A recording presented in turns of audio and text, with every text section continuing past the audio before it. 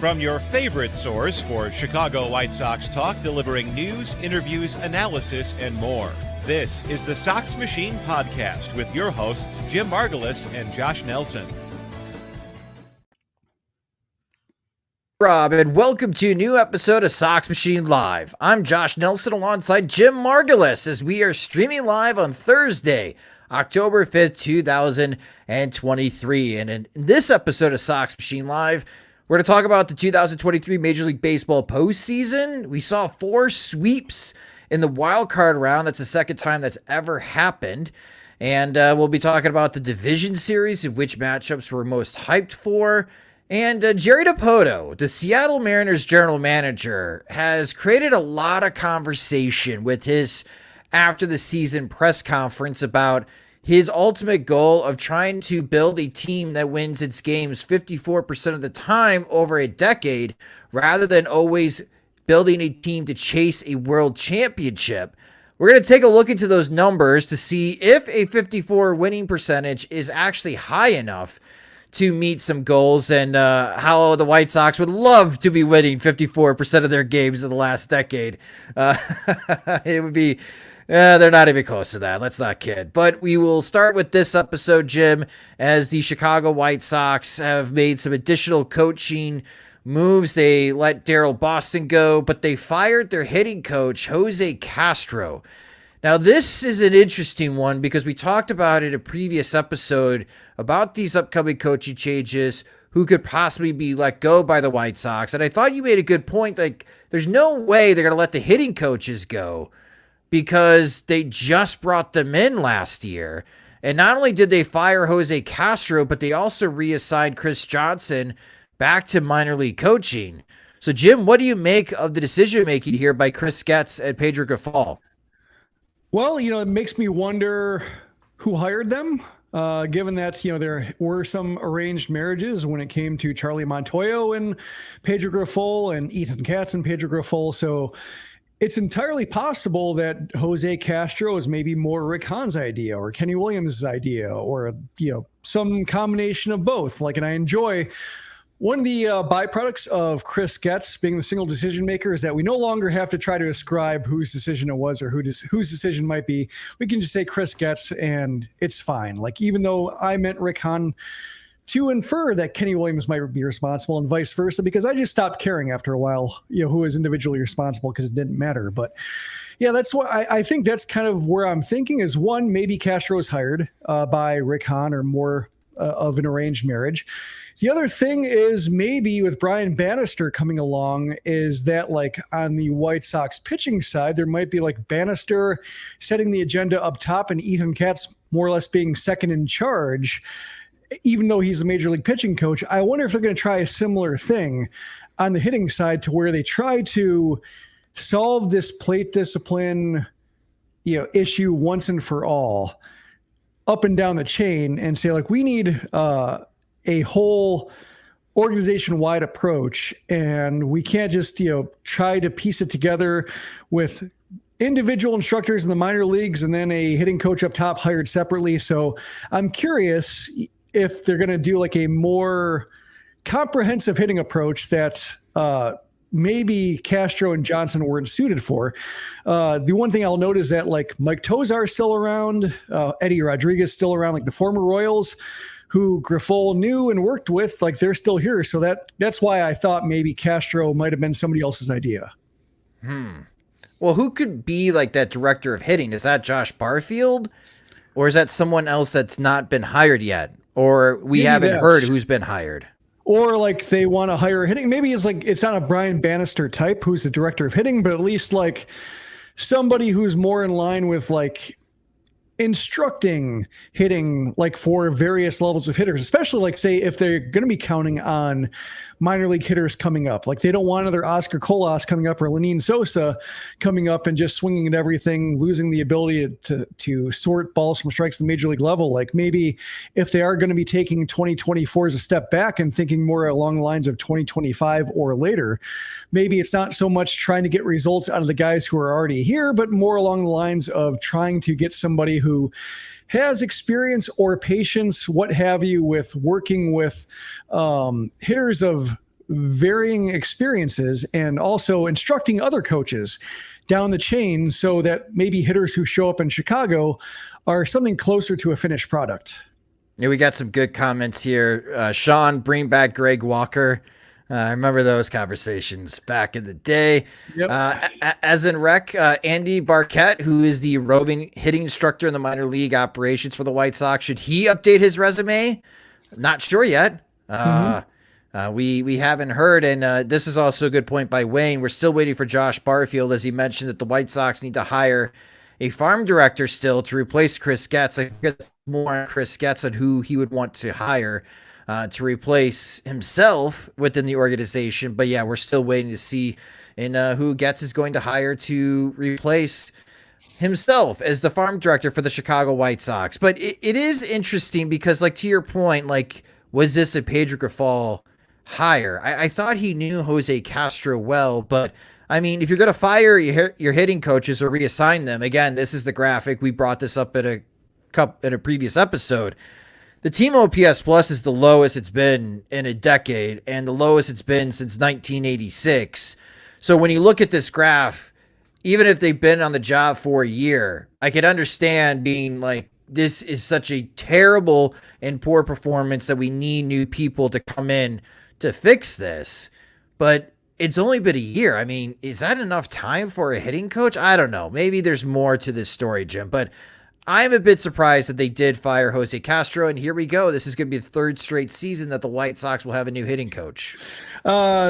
So much for the stability that Chris Getz really wanted for his players when he said that, that was the reason he had to stick with Pedro Grifol.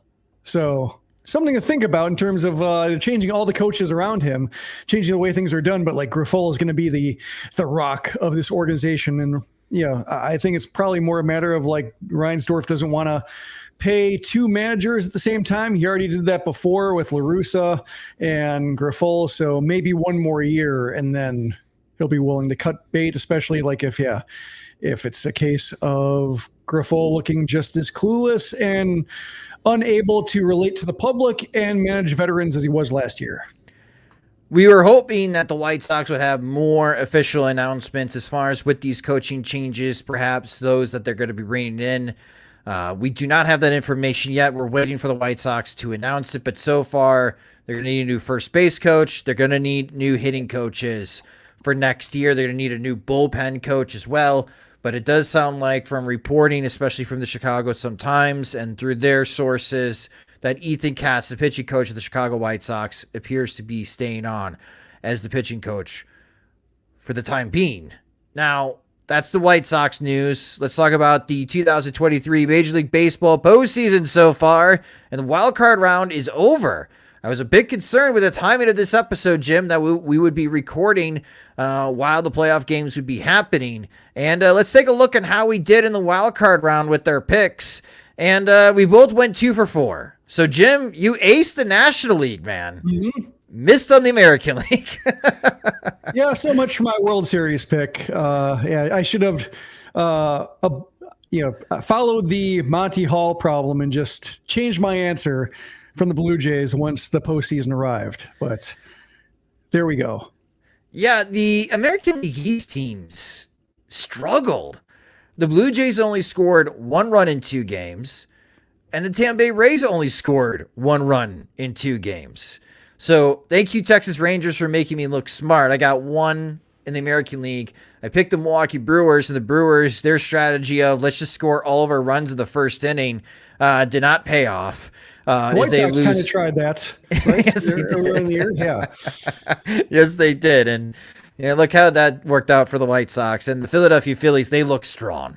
They look really strong. And we're running the Sox Machine Pick'em Challenge on the website. We have many people who got 3 right. Nobody got 4. There are many submissions with 0 right. So we have nobody aced the first round. Nobody aced the wild card round in the pick'em. Many have zeroed out in the pick'em in the wild card round, but lots of 3s. So good job, everybody, if you're seeing your username right now. And we'll keep track of that going into the division series. And, with the division series, Jim, I think there's two really interesting matchups in both the American and National League. And I think the one that everyone is excited about, and I'm hoping it meets the hype, is the Atlanta Braves and Philadelphia Phillies again. Mm-hmm. That was a shocker last year. And it just, speaking of being a shocker of a result, it seemed like Atlanta last year, especially those games at Philadelphia, were shell-shocked. And when you watch the games against the Marlins, I mean, Bryson Stott's grand slam obviously knocked the wind out of the Miami Marlins. But that crowd has been a huge difference maker in the last couple of postseasons here. And here we go again. The Atlanta Braves have home field advantage, but I feel like if they stumble at home in one of those first two games, in games 1 or 2, and it's a tied series going to Philadelphia, I wonder if it's going to be deja vu again between the Phillies and Braves, in which, man, nobody wants to go to Philadelphia in the postseason because that home field advantage is serious. Well, I think the Braves are trying to adjust for that by saying like they want to maintain their sharpness. They want to open practices to the public. Like they don't want to be siloed off. They were not ready, or maybe just a little bit resting on their laurels from winning the World Series the year before. And they just seemed like they were not prepared for the toughness of the Phillies or just the environment. So it does seem like they have a healthy respect for what they saw last year. And I think the Braves are probably as well suited as any team to deal with it, but it could be a case where, Citizens Bank Park's just insane. And one thing I was curious about while watching the postseason is thinking, like, when it comes to like baseball crowds, like the Twins got a similar rave, especially since they broke their 18-game losing streak dating back to 2004, like how into it that crowd was. I wonder like what the disparity is between like good crowds and bad crowds in baseball, and if like any other sport compares come postseason. Like college football, I think, is its own thing because of just how big those stadiums are and how like they can accommodate fans of every intensity instead of just corporate fans who can pay the most. But like you heard about it when the White Sox, the few times the White Sox have hosted postseason games and done something well, that the guaranteed rate field basically shakes. You heard about it in Philly. You heard about it in Minnesota. You heard about it conversely because the Rays fans showed up late and it just kind of felt dead. You hear about it at Yankee Stadium sometimes with just how far away like the real loyal fans are from the stadium, whereas like the lower decks are all moated off for the high spenders. But like I'm really curious just how it compares, because I think basketball arenas are all kind of standard. Hockey arenas are all kind of standard in terms of just, they're all pretty much, now that they're all like arenas that aren't like concrete and brick and wood, now that they all have cushioned seats and everything like that. Like I imagine the sound is more or less regulated into something like a pretty steady roar. But it seems like baseball, the way that writers have been talking about how different it is, seems like there is some room for fans to really differentiate what kind of environment teams are playing in and maybe make it tough, especially like if a team like the Phillies can get ahead early. Yeah, I'm glad you brought up the Minnesota Twins because I thought the Twins would win a playoff game. Neither of us had them winning that series against the Toronto Blue Jays.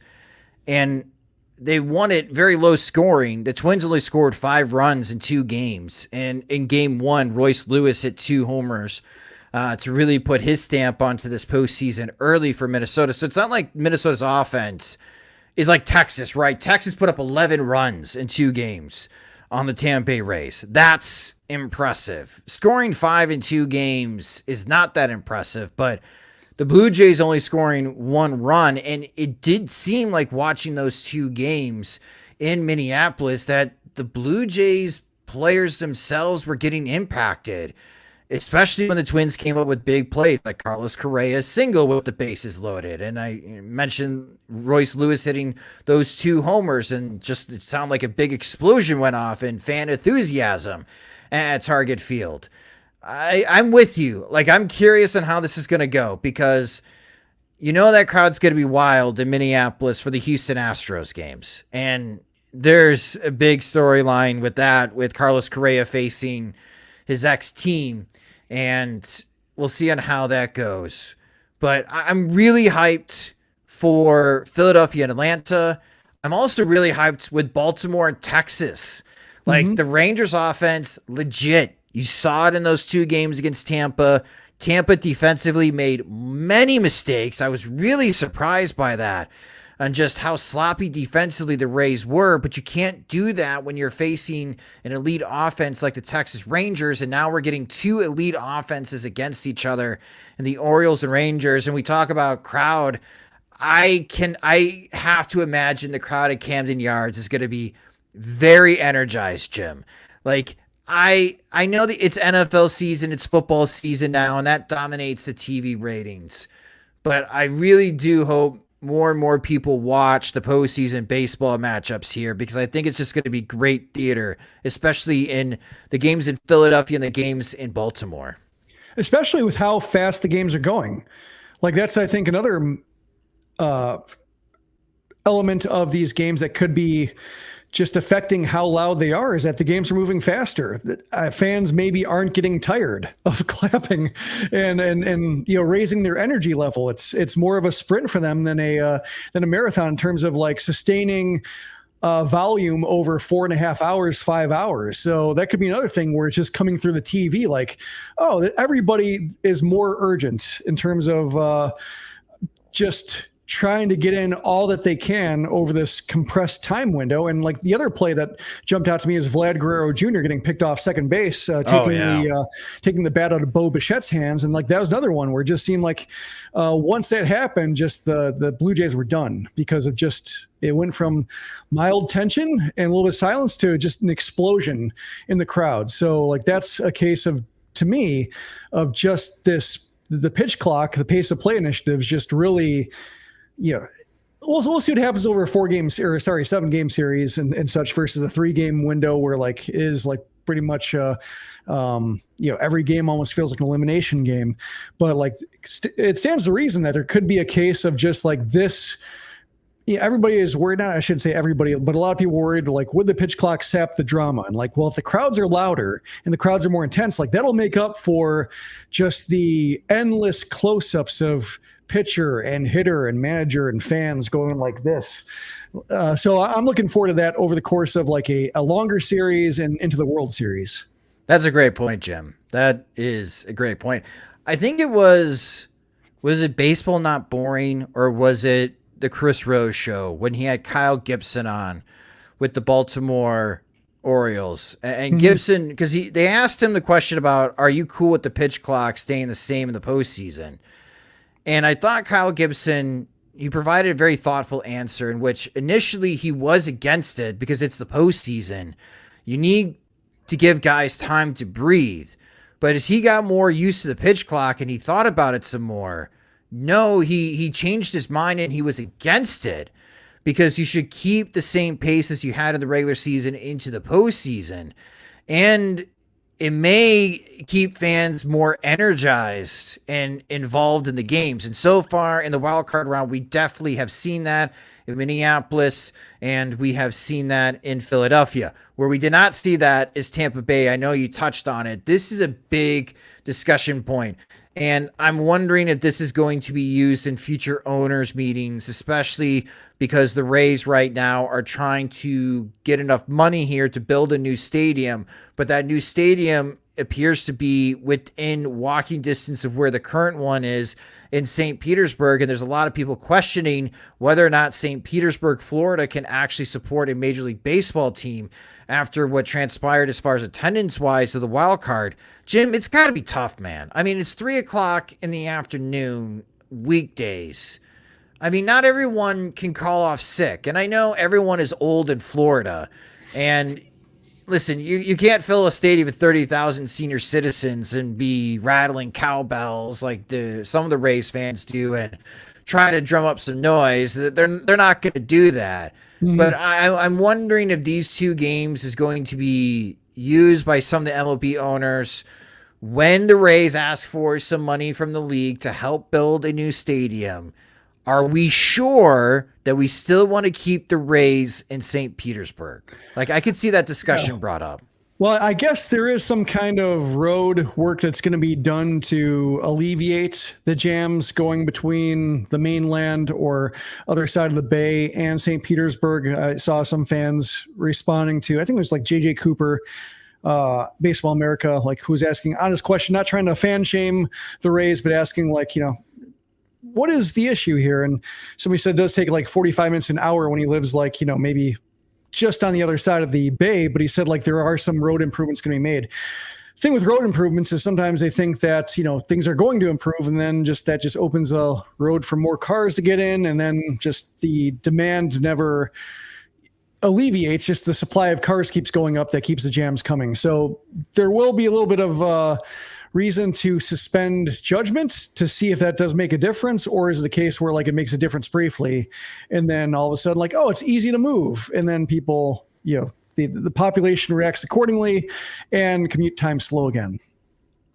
Yeah, we'll see. It does bring up a good question, not the right kind of question I think the Rays ownership wants to answer, because again, that was a great team, but I get it, man. Tuesday, Wednesday, 3:00. Tuesday, Wednesday playoff games, if the White Sox ever hosted them. Here in Chicago at Bridgeport, that'd be tough. Again, not everyone can take the day off or get the day off with PTO as we get near to the end of the calendar year. So it would be tough to fill up the stadium. So I get it. I just hope that there's not too much shaming to Rays fans, because even though they are on the smaller side, there is a big diehard contingent of Rays fans.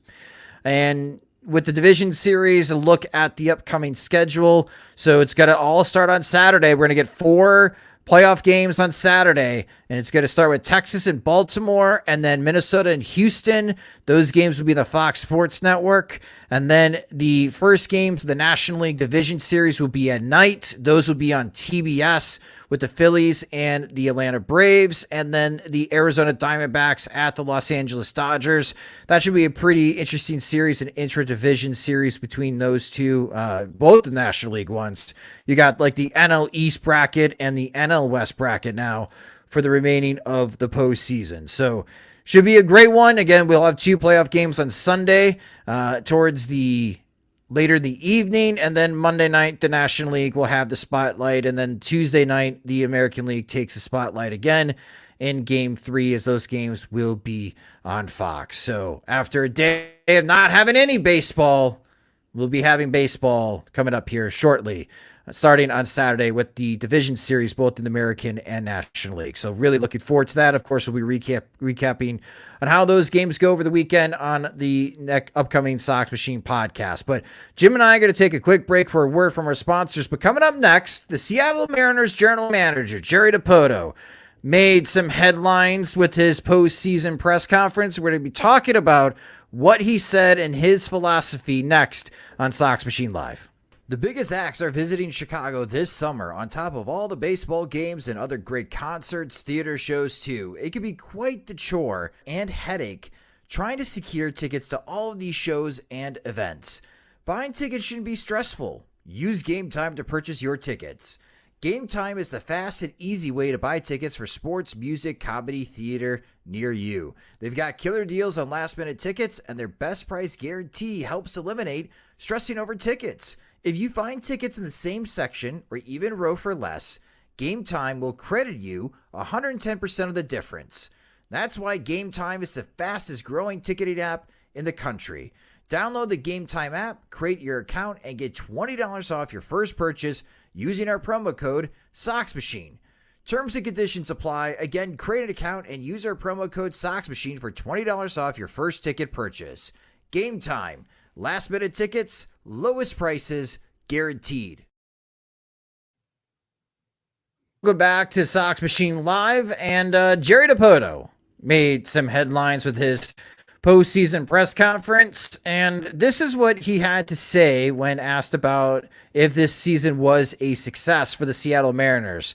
And Jerry DiPoto said, quote, "If what you're doing is focusing year to year on what do we have to do to win the World Series this year, you might be one of the teams that's laying in the mud and can't get up for another decade.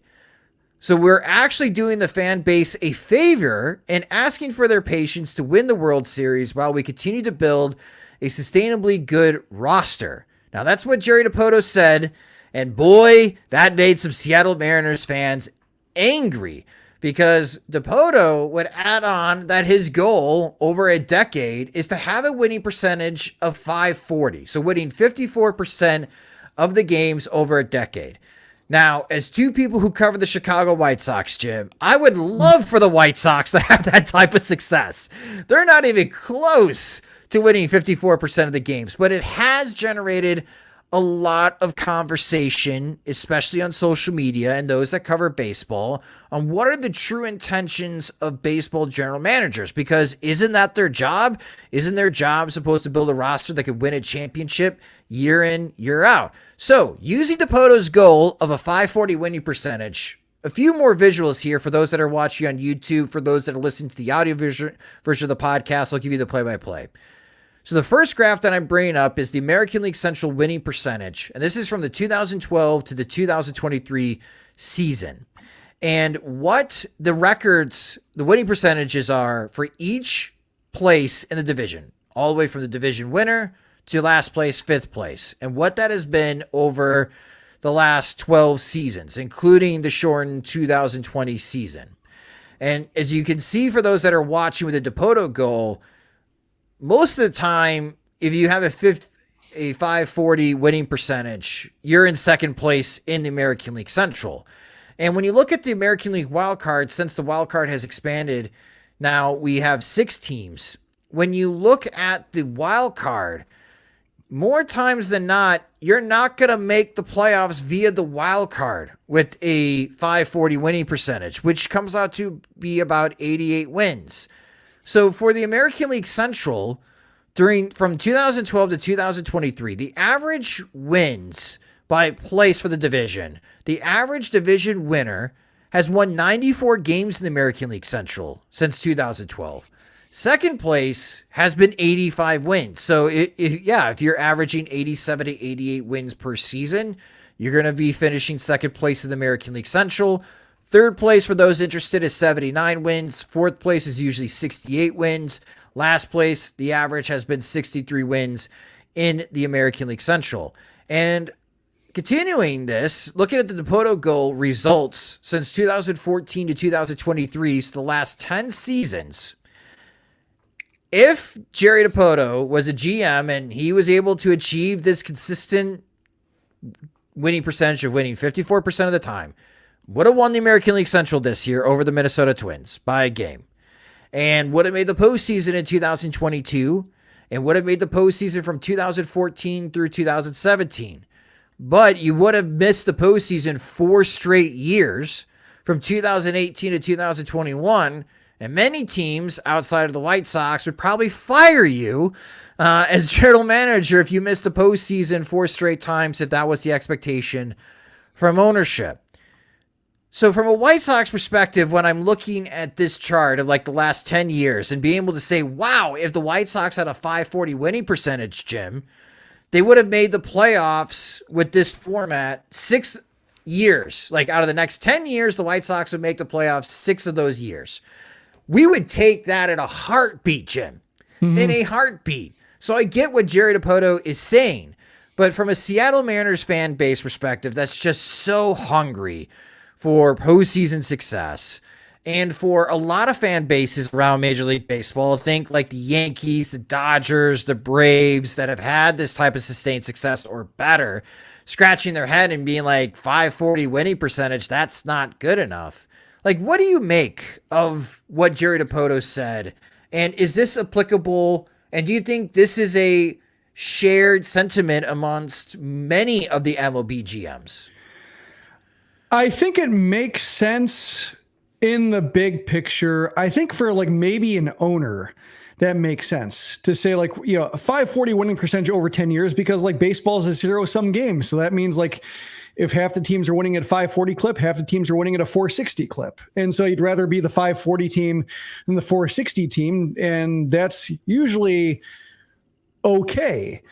The problem with a GM saying it, or president of baseball operations, is like running into the same problem that we ran into with Rick Hahn, prioritizing flexibility. and saying like, well, we can't spend on Bryce Harper, we can't spend on Manny Machado because that would like ruin our financial flexibility. And we want to build a sustainable winner. And like Hahn didn't do that, didn't use his flexibility. You realize it's just an excuse not to spend money. And sure enough, like they're not even around to be even halfway into Bryce Harper's contract. Like they were so worried about like what it'd be like in year 10, and they didn't even get there because thankfully Reinsdorf pulled the plug on him. But that's, that's, I think part of it is just GM shouldn't look at that big of a picture. Like GM shouldn't be worried about 10-year outlook for their product. They should be worried about like 5 years. Yeah. And depending on like when they get there, maybe 5 years is too much. Like if you are like, say Jerry DiPoto's fired and you're given the keys to the Mariners, you're not saying 540, you're saying like 580, 600. You're looking at a team saying, we're on the doorstep of being great. Let's make this team great and let's shoot for 600. And then like, say if you're the White Sox, if you're taking over from Chris Getz, you're like 400 would be a dream basically. Then, it might not make sense to try to get to the World Series as fast as possible when you're dealing with that size of a mess. It might take 2 or 3 years to untangle, and then you'll see what the best road forward is and like when to push and what areas to push with. So like, that's, I think, what the problem is. It makes sense from a certain perspective, but like, I don't want my GM talking in 10-year increments because that's terrible for the fans. Like they shouldn't be so comfortable as to say, I need to wait until 2030 to really understand how my vision's going. Like the results should be a lot sooner. Like Dave Dombrowski, like he's been, and we just saw in the comments here from Asden Rex saying Dave Dombrowski nods with enthusiasm. Like, yeah, he pushes the gas pedal when he sees an opportunity. And if it doesn't work, like he accepts his firing and moves on to the next team that really wants somebody like him to press on the gas pedal. And John Middleton happens to be an owner with the Phillies who doesn't really care about profit margins and is more worried about the big picture of like having some championships to hang his hat on and probably franchise value to go along with that, to say like, if I turn a profit, nobody cares. And so like, that's the perfect match of a team that has the, talent on hand to go for it, a general manager who knows how to go for it, and a forgiving owner who says like, if it doesn't go perfectly the first time, let's keep pushing. And sure enough, like even last couple of years firing Girardi and then rallying from that and having the lackluster first half with Trey Turner not being great, and all of a sudden Trey Turner's invincible, and now they look like as tough as any team in the postseason right now. So I think that's what every fan of a contending team wants to see, is when that opportunity is there, push for the World Series. And nobody's gonna be thanking Jerry DiPoto for worrying about the team's state in 2029 because of chances he didn't take with a perfectly good roster that somebody like Cal Raleigh wants additions to in order to try to strengthen the team against very venerable opponents in the American League and even in their own division with the Rangers doing that push with premium talent. So yeah, I mean, like it seemed more of a speech to the owners and the fans, but to say like, fans should be thanking me is just very tone deaf. And if you're DiPoto, and you've been probably more good than bad for that franchise, although he makes so many trades, it's hard to know like if he was like a little less active, whether like the team would have come together sooner, that like, maybe he'd be in okay standing. If he just did some bland, fan-sided speak and say, we're going to, make additions and, we want to make sure that we don't, ruin our core, but like, if we find opportunity, we'll push, and everybody would have shrugged off and realized he said nothing. But to have that kind of, that's, I think, where Hahn started to lose people, is when like the smugness and the smarm turned up in place of actual accomplishments. Pedro Grifol, same thing. Like when he was getting smarmy and like, what have you done? And I think DiPoto, like, he hasn't accomplished enough to get real smug and entitled with that fan base that just wants to see more from that ownership group. Yeah. I mean, they missed the postseason. Yeah. I mean, they've been to one postseason in the last 20 years. And Timmy, who's been watching along, thank you, on the live stream, great comment. DiPoto won a 54% winning percentage over 10 years. Given what they've done over the past 8 seasons, they'd be winning nearly 100 games next year and the year after to come close to that goal. I think the timing is odd, but I enjoy the discourse. Like, as a general manager and even ownership, is a 540 winning percentage good enough? And even in the dismal American League Central, it's really not a high enough bar. Like, I feel like in the American League right now, the bar should be, we should build a team to win 90 games every year. And if we can win 90 games every single season, we're going to give us ourselves a chance of reaching the postseason, whether that's a division title. And as I already displayed as far as the visual for those watching the video, sometimes you win the division with 90 wins in the American League Central. More times than not, you don't. But you could get one of those 3 wild card spots now with the expanded postseason.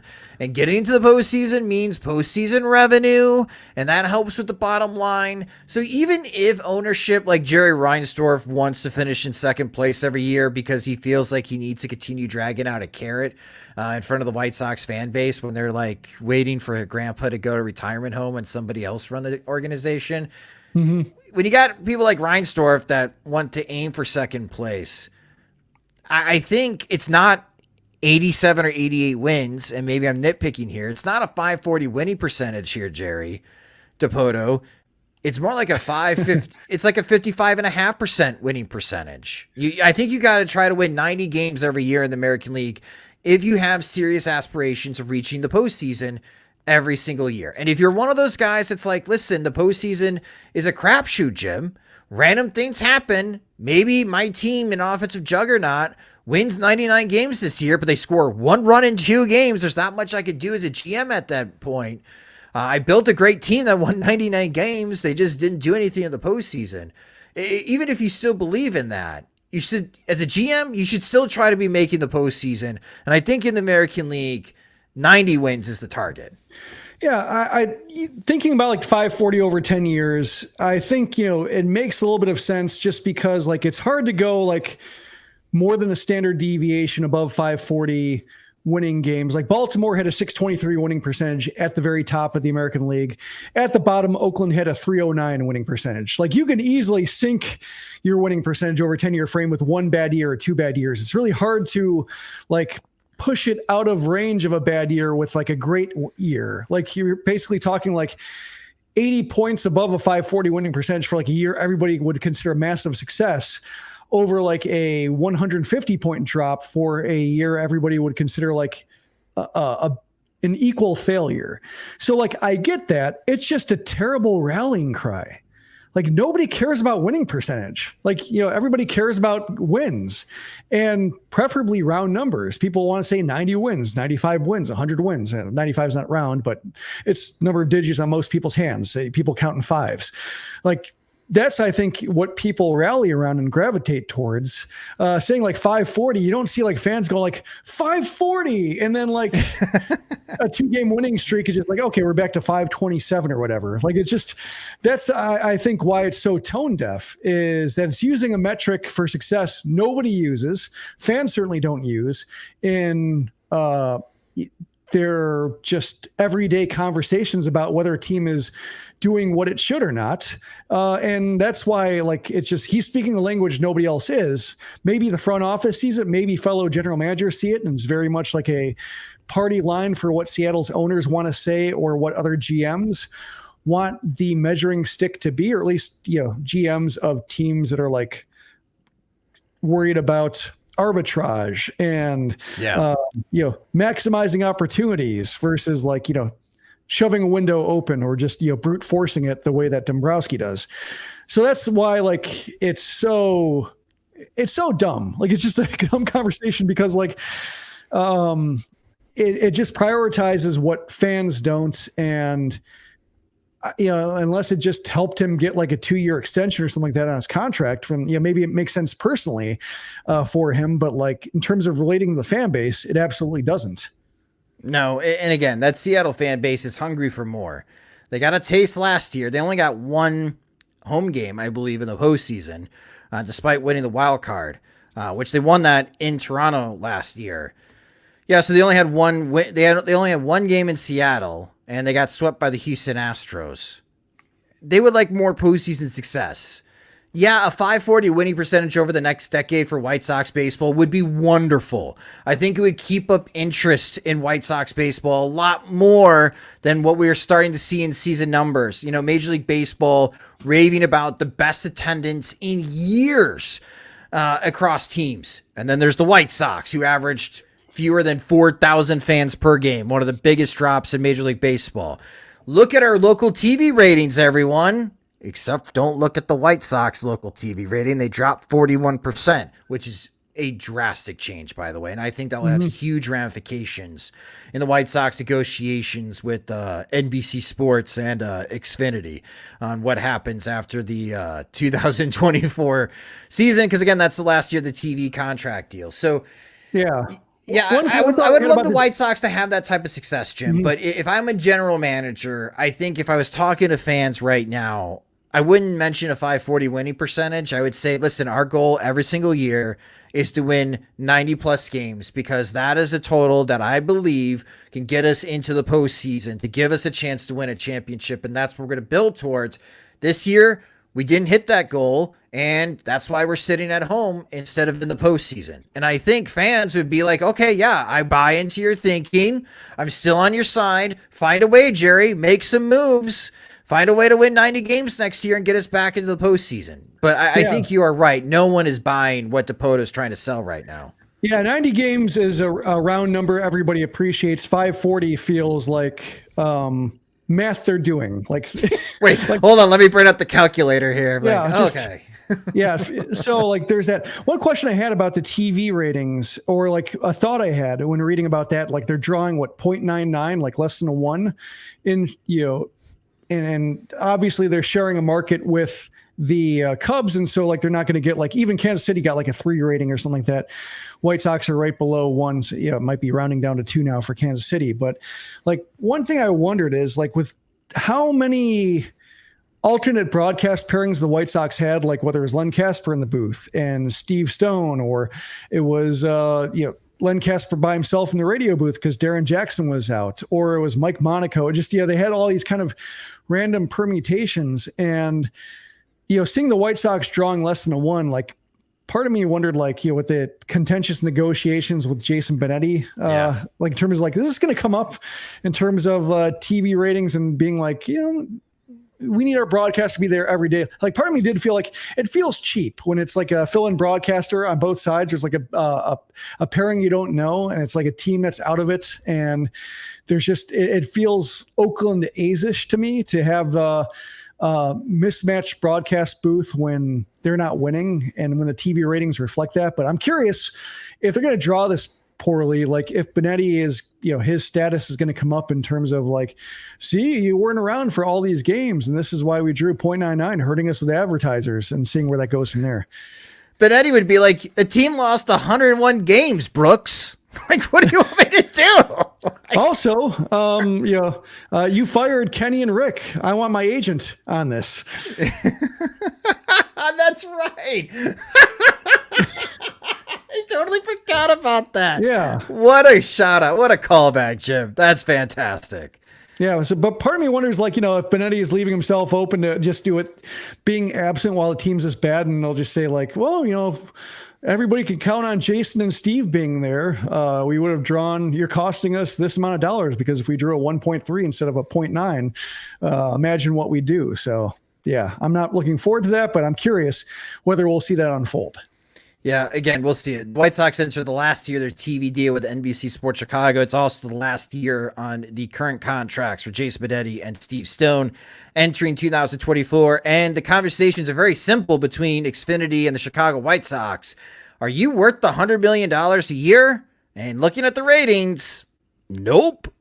So that's probably why in 2025, I think the White Sox and the Blackhawks and the Chicago Bulls will move over to Stadium as the new television provider. And then that's Jerry paying Jerry for media rights. And let's see on how weird that gets. But that will do it for this episode of Sox Machine Live. It is Thursday, so if you are watching us, you can hop over to our friends from the 108 at youtube.com/from the 108. You can go ahead and start watching their show as we wrap up here. And if you just discovered Sox Machine Live, you could follow us on social media. We're everywhere now on social media, and I'll have to update this slide soon. We're at Sox Machine. You can follow me at SoxMachine_Josh. If this is the first time you're watching a Sox Machine video, please subscribe to our Sox Machine YouTube channel at youtube.com/Sox Machine. And also you can listen to the audio version of this show wherever you listen to podcasts such as Spotify and Apple Music.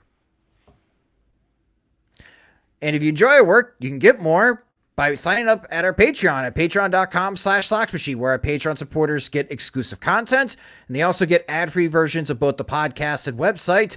Monthly plans start at $2, or you can save with an annual subscription. Again, sign up at patreon.com/Sox Machine.